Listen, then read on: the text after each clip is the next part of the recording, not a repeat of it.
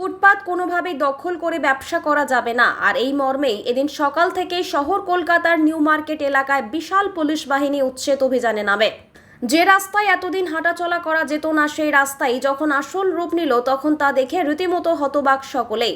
বিশাল চওড়া পিঠের রাস্তা বেরিয়ে পড়ল হকারদের উচ্ছেদ করার পরেই। আর কোনোভাবেই সরকারি জমি বা ফুটপাত এবং সরকারি রাস্তাকে দখল করে কোনো হকার বসতে পারবে না।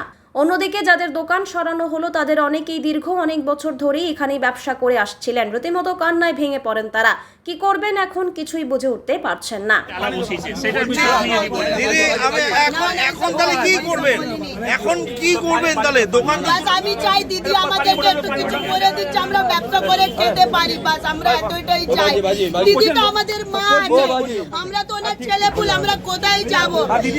আমাদেরকে সরিয়ে দিচ্ছে। এই ছেলেটা কাজ 20 বছর ধরে এখানে হকারি করছে, এর মা